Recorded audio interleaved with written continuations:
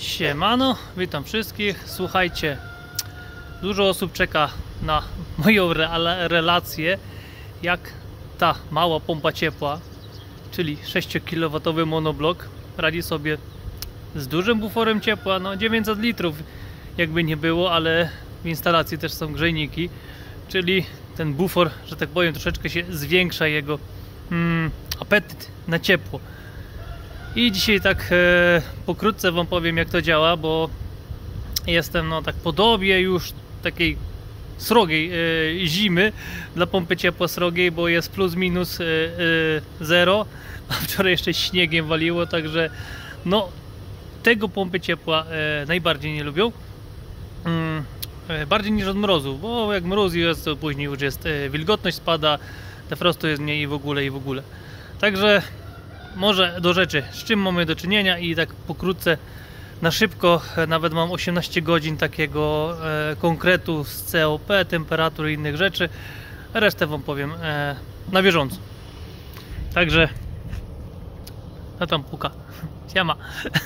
Teraz z drugiej strony domu muszę chodzić, bo tamta pompa ciepła, którą miałem, jest z tamtej strony domu akurat. No i tak, tutaj mamy monobloka 6 kW. I słuchajcie, co wam mogę powiedzieć? Działa, grzeje.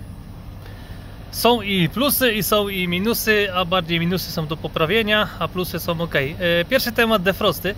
Defrosty mnie w tej pompie ciepła zaskoczyły i to ogromnie, bo defrost cały od, że tak powiem, włączenia defrostu, całego tego, kurde, że mnie zgubił po prostu. O, może tak, od przejścia na defrost do wrócenia do grzania to jest czas 3 minuty, a sam defrost trwa 2 minuty. W porównaniu do starej pompy, może tam, że tak powiem, szybko się przejdziemy. W porównaniu do poprzedniej pompy ciepła, którą miałem przerobioną z klimatyzatora Griamber Prestige 7 kW, ale tak naprawdę to jest 10 kW pompa ciepła, bo tutaj jest o wiele większy wymiennik. To jest drugie tyle wymiennika właśnie co w tamtej szóstce, bo tam jest 1,5 rzęda, a tu jest 3 rzędy wymiennika. I tutaj defrost trwał, sam defrost, samo odladzanie trwało 8 minut, że nawet już bufor mi wyłączał obiegi na dom. A tutaj te 3 minuty, powiem wam, jakbym nie patrzył się na temperatury na czujnikach, to bym nawet nie wiedział, że jest defrost, bo na buforze się temperatura nie zmienia. Także no naprawdę na plus, ten defrost to jest no super sprawa. No i powiem wam, przez 18 godzin było 11 defrostów, bo ona dostała i to dobrze. Chyba już na maksa chodziła, ta maksa chodziła chyba już na maksa. I wam powiem też, dlaczego tak się działo. Ale z drugiej strony, z jednej to źle, bo jest coś do poprawy, ale z drugiej dobrze, bo jest przetestowana i wiem, że taka szóstka, co każdy mówi, że nie da rady, jak na razie, powiem wam, dźwiga 1000 litrów i które oddaję jeszcze na grzejniki na dom i te przy temperaturach około 33-35 stopni na zasilaniu. Czyli tak, no dobra, pompa ciepła. Głośność tej pompy to jest, słychać ją, tak jak tamtą słychać gry, jak już chodzi na pełnej mocy, no to wentylator chodzi szybko i huczy, nie? Wentylator super sprawa, bo moduluje. I jak już pompa ciepła po prostu uzyska swoje parametry, on sobie fajnie zwalnia, to jest super sprawa. Jeszcze jak jest takie plus 2, plus 3, plus 5, to on się ledwo praktycznie kręci i stoi ci koło niej, tylko delikatnie sprężarkę słychać. Tutaj mamy sterownik główny do ustawiania pompy ciepła. To jest jej główny, ale ona pracuje z takiego osobnego jeszcze, zaraz do niego przejdziemy. Co do ocieplenia rurociągu, tu są rury zgrzewane 40. Tu jest 2 razy pianka szara, czyli macie szara pianka najpierw na osobne rury zawinięte taśmą. Ta taśma jest zajebista, powiem po prostu. Ta pakowa, przeźroczysta, ona jest odporna i na mróz, i na słońce, ona jest na wszystko odporna. Mam to już z doświadczenia wytestowane. Czyli raz zawinięte taśmą, później druga warstwa szarej, drugi raz jest zawinięte taśmą i na to jeszcze poszło, bo miałem aluminiowa. Jak teraz było, no te plus minus 0, tu śnieg był, to śnieg nie topniał. Śnieg był, teraz topnieje, bo jest na plusie, czyli jak śnieg nie topniał, to izolacja działa. Dobra, no i tyle, defrościki robi, tutaj sobie wszystko działa. Także idziemy do bufora.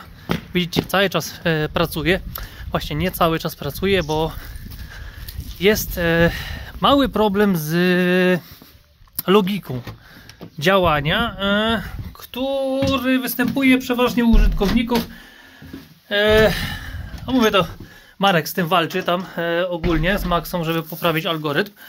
U użytkowników ten problem występuje tam raz na pół roku, się zdarzy, wystarczy zresetować pompę ciepła i wszystko działa. A u mnie, co ja zmieniam ustawienia, to pompa ciepła działa, jak się wyłączy, później nie może wystartować. Tutaj mamy taki sterownik Ecomaxa, o, i tu jest taki całe combo.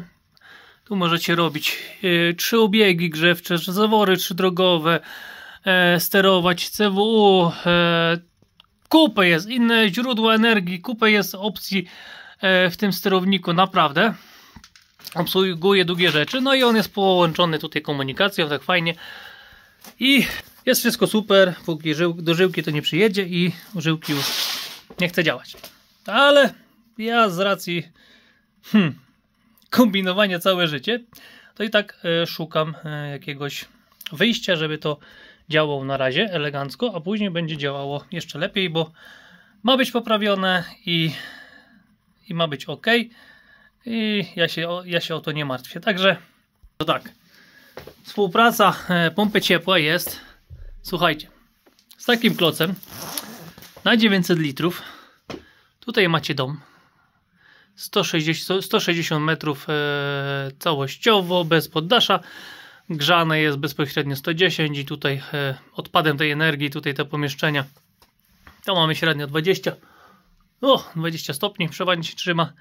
I tutaj jest układ właśnie cały, czyli bufor, pompa ciepła wpięta do bufora. Układ cały działa szeregowo, nie, równolegle, tak? Bo tutaj wpada i zaraz ciepło wypada do góry i tutaj wraca. Tylko to też troszeczkę się zmieniło do starego układu, bo tutaj dalej jest obieg około 500 litrów na godzinę, a tutaj wcześniej było stałe 1100 litrów, a teraz jest przy postoju pompy ciepła, że tak powiem, jak ona nie działa, to jak jest poniżej 5 stopni, to tutaj obieg działa, żeby po prostu było bezpieczeństwo wymiennika i ogólnie, no dla bezpieczeństwa pompy ciepła, to sobie wtedy 1000 litrów leci pompa obiegowa. A jak pompa pracuje, to zauważyłem, że od 1400 do 2000 litrów przepływu, to zależy jak potrzebuje. I tutaj tak, może najpierw do sterownika, później przejdziemy jeszcze, słuchajcie, tutaj do aplikacji i innych rzeczy i jakie tam wyszły wyniki. Taki sterowniczek, bardzo fajny sterownik, powiem wam.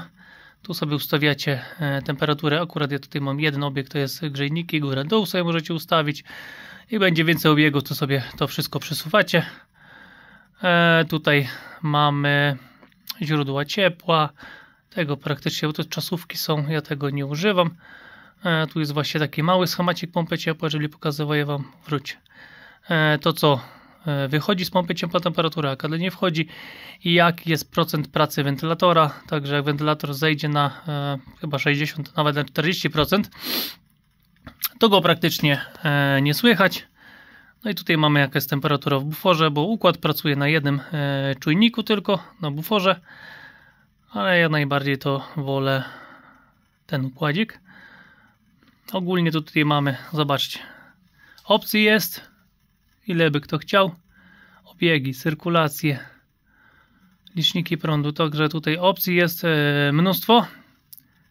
Mnie najbardziej interesuje ten podgląd, bo zobaczcie, tutaj mam wszystko, temperaturę jaka jest na zewnątrz, znaczy temperatura tego czujnika, co jest na pompie ciepła, czyli wciągane powietrze, wydmuchiwane powietrze, jakie jest już po ochłodzeniu. Mamy prędkość wentylatora, tutaj mamy temperaturę i ciśnienie na, że tak powiem, cienkiej rurce, temperaturę i ciśnienie na grubej rurce i tutaj to, co nam wchodzi z bufora, co nam do bufora wraca. Także bardzo fajnie to jest pokazane wszystko. I można sobie to wszystko właśnie fajnie ustawiać. Drugi temat, później wrócimy do tego. Tutaj korektora temperatury bufora 2 stopnie. I tu jest dla mnie problem. Już pierwszy. Bo już wam mówię, o co chodzi. A nie, tu sobie zostawimy tam, bo tam to fajnie wygląda. I fajnie się na to patrzy. Ogólnie. Cyk, o. I tak. Przy buforze, z mojego doświadczenia mniejszych, większych buforów, najlepiej jest, jak jest delta włączania, załączania 1 stopień od zadanej temperatury, max 2. Tutaj mamy 2 stopnie, tylko z tych 2 stopni się robi tak naprawdę 3 od wyłączenia górnej temperatury. Tak naprawdę, bo ona tam sobie podbija, jak ustawicie 35 do tych 36,5 mniej więcej, a później potrzebuje zejść do 33, także macie prawie 3 rozjazdu. I tutaj jest możliwość ustawienia na 1 stopień, tylko jak ustawię na 1 stopień, to obiegi wszystko działa, pompa sobie moduluje, wszystko elegancko. Też był problem z modulowaniem, to Marek na tamtym sterowniku mi pomagał. To poustawiane zostało, ja też tak sterownika się nauczę, tak żeby będę wiedział, o co chodzi. Zaczęła fajnie modulować, wszystko elegancko zaczęło działać, ale pompa ciepła się wyłączy, później sterownik wszystko tutaj uruchomi obiegi, daje sygnał do pompy ciepła, włącz się, a ona nie będę się włączać i tyle. Jak damy histerezę 2 stopnie, włącz się, już wszystko działa. Jechałem na krzywej grzewczej, takie fajne tu jest krzywa grzewcza, ja wam pokażę później, jak to się wszystko ogarnie.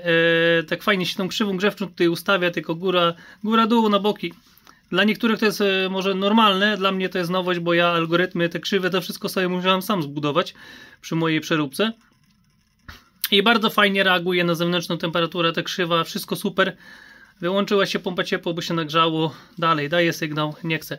Jest jakiś tam problem po prostu w komunikacji i powiem wam, gdzie dzisiaj nie ma problemu w komunikacji. Co chwilę idą jakieś aktualizacje, co chwilę coś poprawiają. Ja to wiem, bo z racji pracy z Hubertem i z innymi, no niestety takie rzeczy są i czasami ciężkie to jest do wyłapania, jeśli to się zdarzy raz, 2 razy do roku. A u mnie to się zaczyna zdawać nagminnie, także takie fajne pole testowe, bo też mogą sobie to na bieżąco, jeszcze tutaj różne inne parametry wprowadzamy, można na bieżąco to wszystko ogarnąć. I na razie bufor pracuje właśnie w tych 3 stopniach. No i niestety od załączenia później musi o 2 stopnie podbić, ale pamiętajcie, on musi podbić 900 litrów bufora plus 100 litrów grzejniki i jeszcze w pracy grzejniki odparowują, także musi podnieść te 2 stopnie. A żeby podnieść te 2 stopnie, no to się troszeczkę musi pompa napracować. A jakby miała 1 stopień ustawiony, to wtedy by sobie nawet w 1,5 stopnia, 2 stopniach pracowała i wtedy by to wszystko pracowało idealnie. I do tego dążymy. I tak będzie, ale w tych 2 stopniach, powiem wam, też daje radę, też dźwiga go układ i się zdziwiłem, że że aż tak to ogarnia.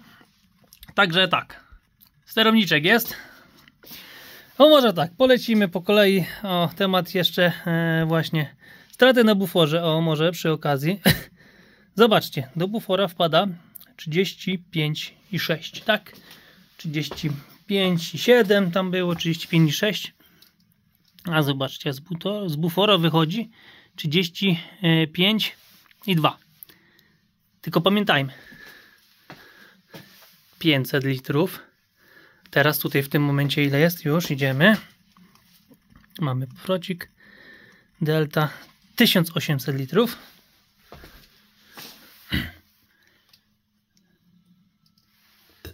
A tu jest 500, widzicie? Także tu jest ponad 3 razy szybciej woda krąży, a tu tylko raz. I dlatego tutaj musi być mieszanie.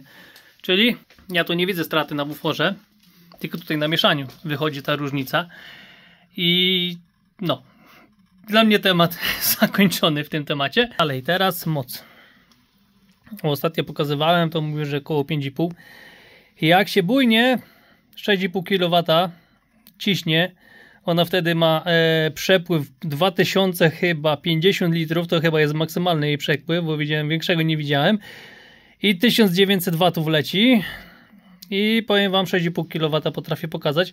Cały czas sprawdzamy, żeby był układ wyrównany, a nie, że tu się obiegi włączyły, tu zimna doleciała. Nie, układ musi być stabilny i wtedy dopiero patrzę na to chwilowe. Po prostu kilowaty, ale kilowaty patrzę dlatego, że tu wyłączymy. Interesuje mnie COP, prawda? I teraz w tym momencie akurat, jak widzicie, mamy 1650 W, a tutaj mamy 5,2 kW, jakoś tak mniej więcej, czyli 1600 czy 200, moment, żebym nie pomylił, 4800, no jakieś COP teraz jakieś 3,2, 3,3 mniej więcej, a wymiennik jest w miarę troszeczkę zapchany. Ale to, tak jak mówię, to takie liczenie na daną chwilę to nie ma sensu, tylko trzeba liczyć po prostu średnią, nawet z doby, bo trzeba doliczyć do tego defrosty, postój i etc. Na przykład ta pompa ciepła na postoju, pompka obiegowa dużo nie pobiera, te 1000 litrów wody miesza, ale cały ogólnie pobór na postoju poniżej +5 to jest jakieś 100 chyba, ja pamiętam, 160 W, 150 W, bo tam jeszcze kabel grzejny na wymienniku jest założony, też jest bezpieczeństwo właśnie wymiennika płytowego.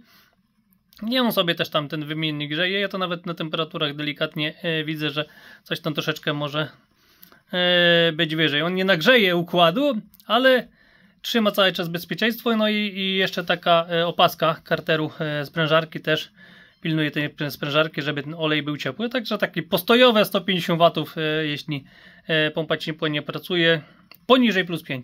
Z tego co kojarzę na dzień dzisiejszy. I tak dalej. Słuchajcie.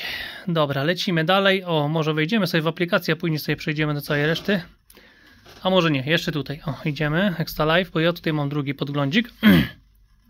Na nim się fajnie patrzę, bo tu jest na bieżąco, że tak powiem, cały czas leci. Odświeżanie tu jest, nie wiem, co 5 sekund, a na aplikacji jest dłuższe odświeżanie niestety. Halo, co mnie straszysz? Ty, gościu. Ty, straszy mnie tutaj. I zobaczcie, tutaj mamy właśnie założone zasilanie, powrót z bufora. Czujniki mam akurat jeden tu założony, drugi mam tutaj założony, czyli tutaj zasilanie do bufora. Tu jest zasilanie do bufora. Tu jest powrót z bufora. No bo powrót mamy tutaj przez filtry, inne rzeczy, ciepłomierz, bypass jeszcze nie podłączony, separator magnetyczny.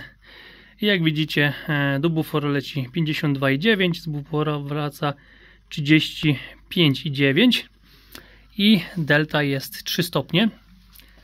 I z tego co obserwuję, to pompa obiegowa pilnuje delty 3 stopnie. Tutaj jest różnica w temperaturach, co pokazuje tutaj, a tutaj, ale ta delta się zgadza i to jest najważniejsze, bo to każdy czujnik ma jakąś tam 2,3 stopnia, słuchajcie, różnicę.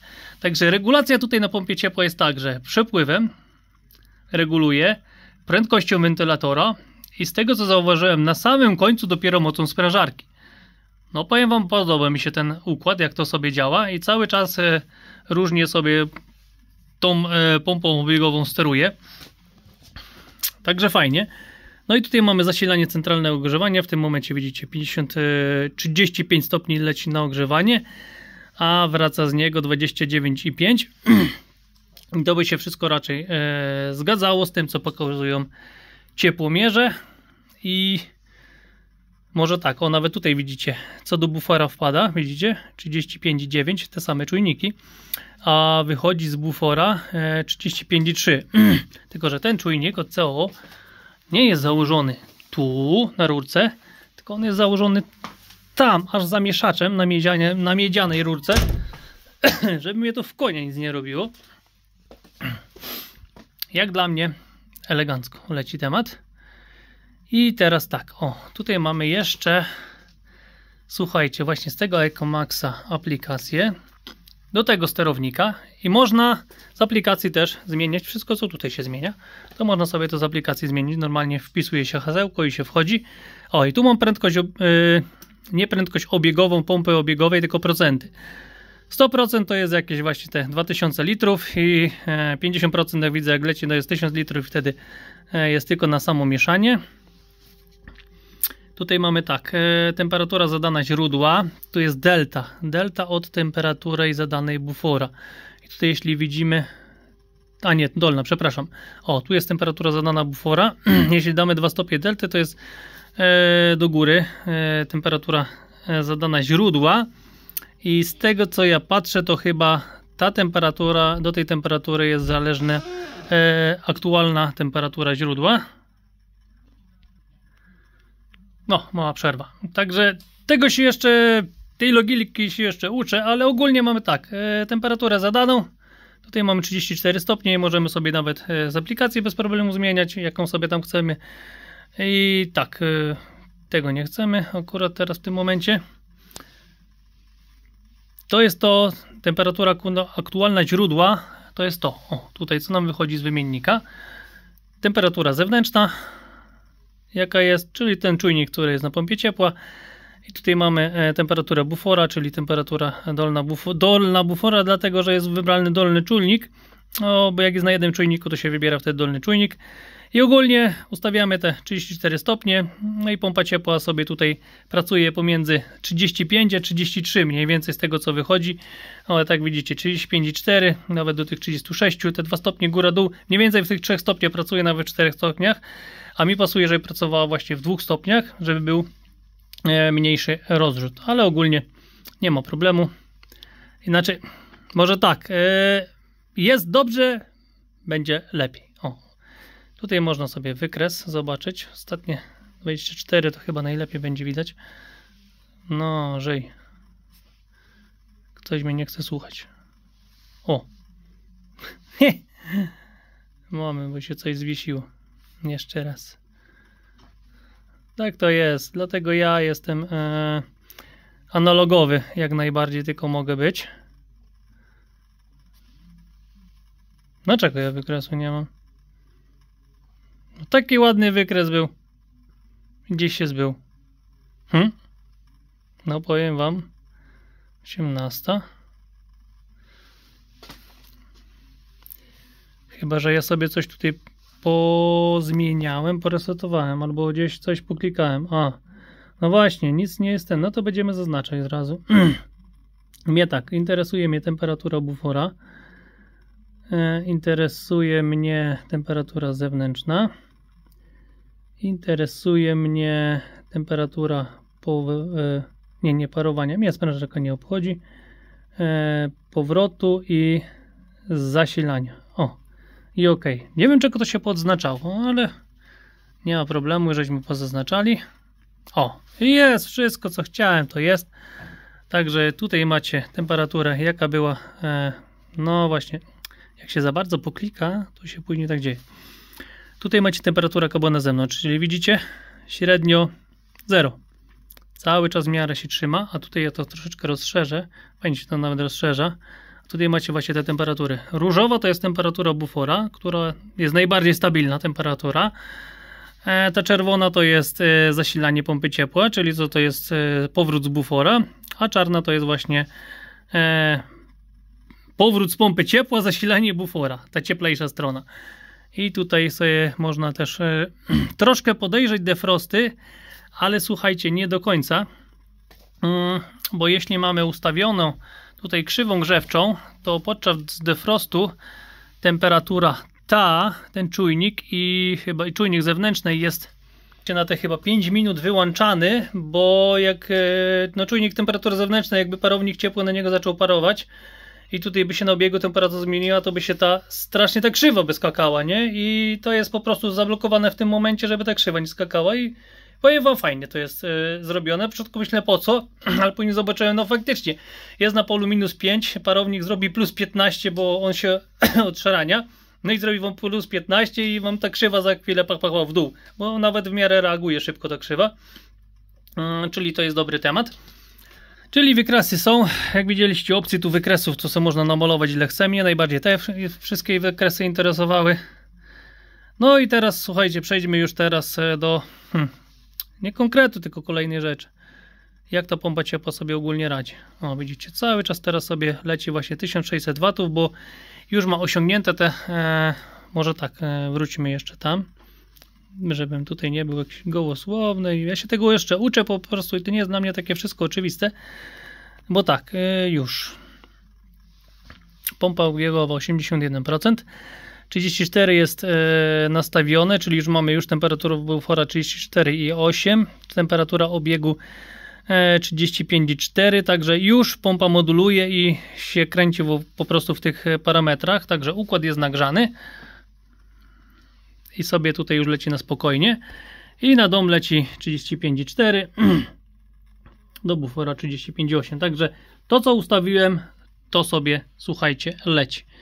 Teraz tak, teraz idziemy tutaj i tutaj mam spisane, może najpierw od tego zacznę, ostatnie 18 godzin, czyli od 18 wczoraj i tutaj sobie dopisałem, o 12 to spisywałem, bo tu już jest 14, a myślę nagram szybciej, żeby ogólnie kogo to ciekawi, a później tak będę jeszcze z dłuższych testów, już mam spisane ciepłomierz, to z dłuższych testów i tak.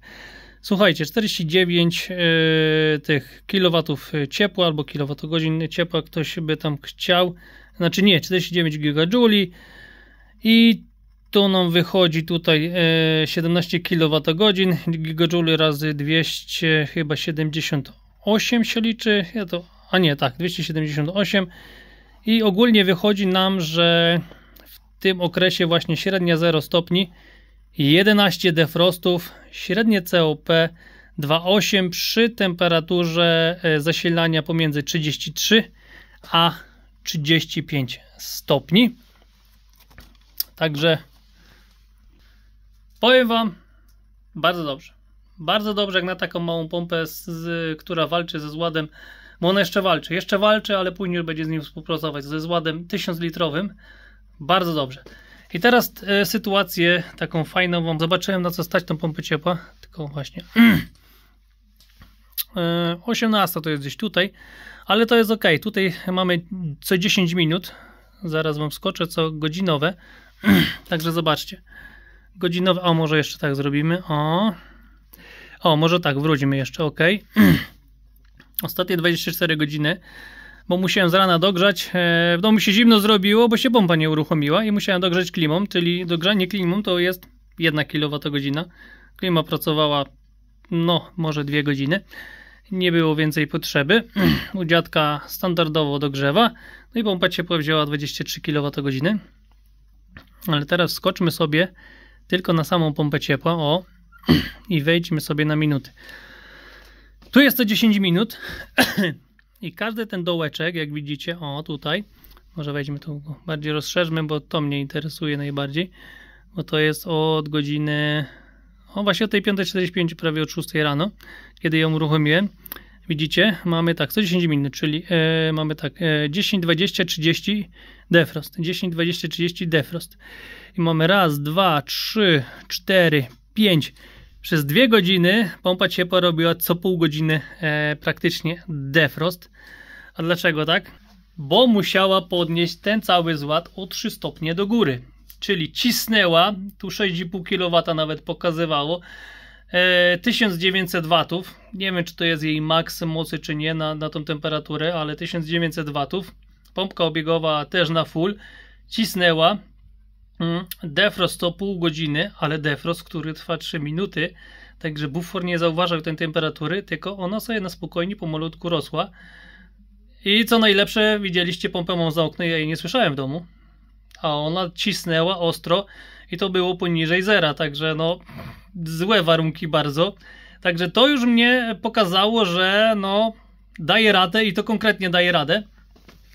I przy takim ciśnięciu, zobaczcie, na godzinę, o już mamy moją gębę, zobaczcie, na godzinę szło, no zobaczcie, 1,7 kWh na godzinę, czyli średnia to jest, bo jak zrobiła w ciągu godziny 2 defrosty, to 1900 szła, ale się później rozpędzała, zwalniała, 1,7 kWh, zobaczcie tutaj, 1,6 kWh, 1,6 i później im bardziej po prostu się układ równał, tym lepiej to pracowało.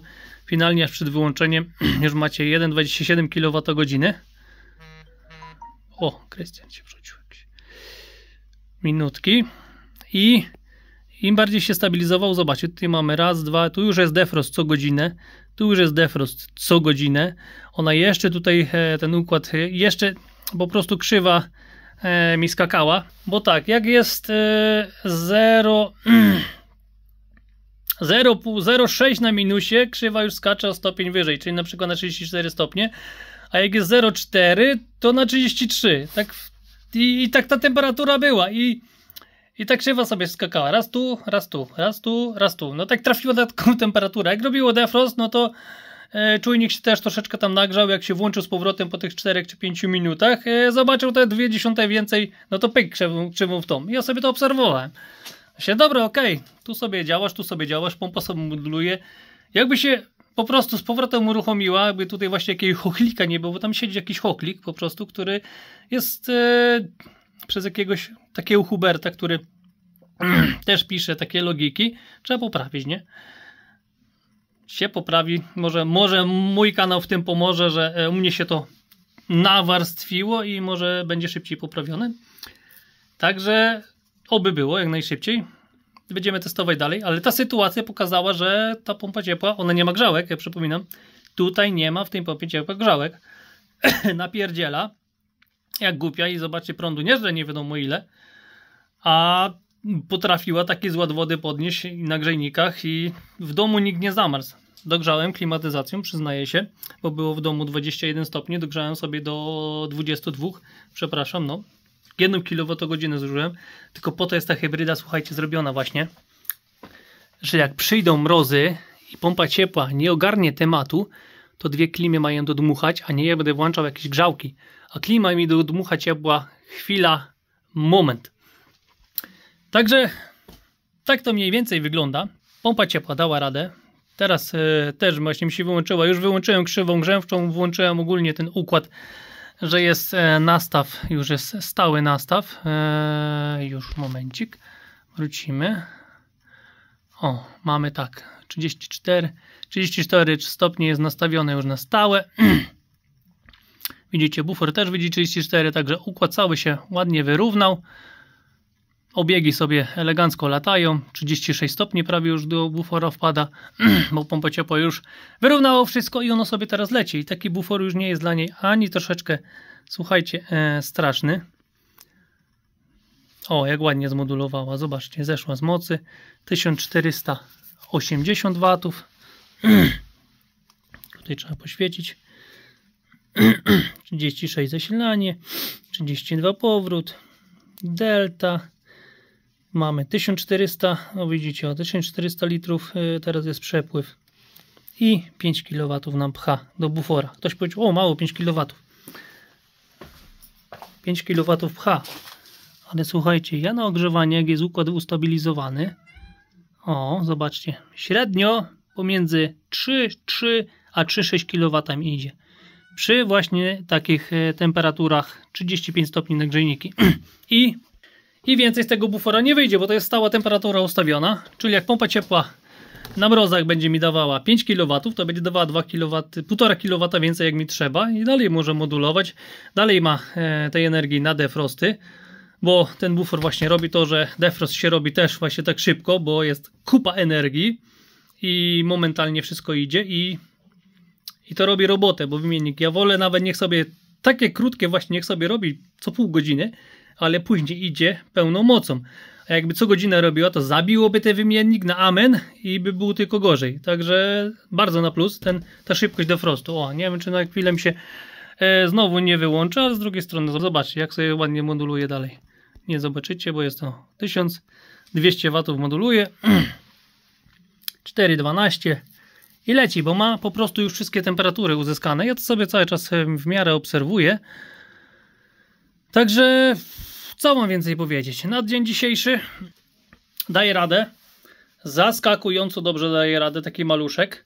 No, przesiadłem się z przeróbki 7 kW, ale tak naprawdę 10 kW na 6 kW taką że tak powiem, z prawdziwego zdarzenia. Nawet 6,5 kW potrafię z siebie wypluć. I na początku, na starcie jestem miło zaskoczony. Tylko się ogarnie, słuchajcie, to sterowanie. No to chwilę. Ktoś przychodzi. I tak, no co więcej wam mogę powiedzieć? Na razie daję radę. Joj, zapomniałem, jak kolega ma na imię. Ja do tego mam pamięć po prostu okropnym. Także kolega z Maxy, przed chwilą wam mówiłem,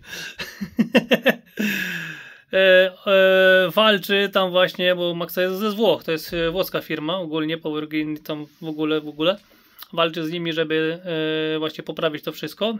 Ja tu jestem jako tester, ja lubię takie testowania. Ja mówię, że z rana jak jest trochę chłodno, to się chwilkę zdenerwuję, później odpalę i obserwuję, jak to wszystko rośnie, jak temperatury rosną, jak bufor sobie radzi, jak ten, i już mam daleko gdzieś, żeby było zimno. No mi to pasuje, bo mogę sobie przetestować. Także ktoś by się w domu zdenerwował, nie? A ja to przekuwam bardziej na zdobywanie wiedzy. Jak mówię, włączyłem sobie klimę, ciepełko, dmucha, nie ma problemu. No i tyle. Jak na dzisiaj leci to. Teraz no właśnie chcę zobaczyć, jak ona sobie pracuje w stabilnym układzie, bo jak na razie to cały czas mówi wio. Modulacja, jeszcze będzie poprawić modulowanie, tylko właśnie z tą modulacją też nie wolno za nisko zejść, bo wtedy nie ma też po prostu tego efektu. Także ja cały czas COP i inne rzeczy sobie obserwuję. Bo jak za bardzo zmodulujemy pompą ciepła, to wtedy ona się kręci, ale już tracimy na COP tak naprawdę. Czyli ona musi na jakichś parametrach chodzić. Tutaj chyba do 900 W to jest chyba taki optymalny, a później czasem nawet lepiej niech się wyłączy niż niech się kręci, ale to na bieżąco. Przy temperaturach około 0 stopni nigdy tego nie zobaczy, bo no zobaczmy jeszcze, no może, bo już wam mówię, bo mniej więcej te 1200, tak jak widzicie, watów przepływ, no to będzie takie o właśnie do 4 kW jak zejdzie, no to już układ się ustabilizuje i później zacznie się pomalutku mniej więcej wychładzać albo i nie. I zobaczymy. Także na razie na super, na plus, z takim w tym, jak to mówię, w tej beczce miodu taki malutki ta łyżeczka dziegciu jest, którą na pewno da się ogarnąć. A co wam będę wymyślał, nie? Tyle co różnych bubli jest gdzie bądź, także tutaj też błąd, który pojawia się rzadko, a u mnie pojawia się cały czas praktycznie, ale z drugiej strony powiem wam to dobrze. Ja lubię taką naukę, z drugiej tak bym odpalił, takie nudne by było, a tak coś się dzieje, to i bardzo dużo się dowiedziałem, bardzo dużo parametrów właśnie mam z jej pracy, do ilu ciągnie jak podnosi zład. I powiem wam też, w ogóle jest inny temat właśnie tej pracy całości, bo ja muszę też odcięcie bufora inaczej ustawiać, no przez to, że tu są większe przepływy, że te przepływy chodzą inaczej, że to wszystko to nie jest takie proste wpiąć do bufora, ustawić temperaturę i niech działa. Tak jeszcze raz wam powiem, przy takim zładzie wody 1 stopień robi bardzo dużą różnicę, bo czasem słabsza pompa ciepła może nie dać sobie rady, bo będzie się za późno wyłączało, za szybko się będzie włączało i do bufora trzeba jednak, jak jest duża pompa ciepła, to ona nadgoni, nie? Ale tutaj ta 6, powiem wam, da sobie radę z tym układem. Jeśli to by jeszcze było odgrzane CW, to no już trzeba było 8 albo dyszkę, bo jednak trzeba skakać między tymi źródłami, a tu jest tylko samo centralne ogrzewanie. CW u mnie jest na osobnej pompie ciepła, która z tego powietrza wyłobuje i grzeje. Dobra, bo się rozgadałem. Jak na razie porównanie do gry samoróbki przy COP tym innych rzeczach, powiem wam, idą równo. Tutaj wygrywa defrostem. Jak to się wszystko poustawia, to powiem wam, powinno mniej więcej wyjść na równo z COP i z całą tą resztą. Czy na pewno, nie wiem. Przy plusowych temperaturach na pewno ta będzie bardziej na plus, bo te defrosty są krótsze. Tamte jednak zabierało dużo. A przy niskich to się dopiero przekonam. Tylko jeszcze ten algorytm trzeba lepiej ogarnąć i będzie ok. Dobra.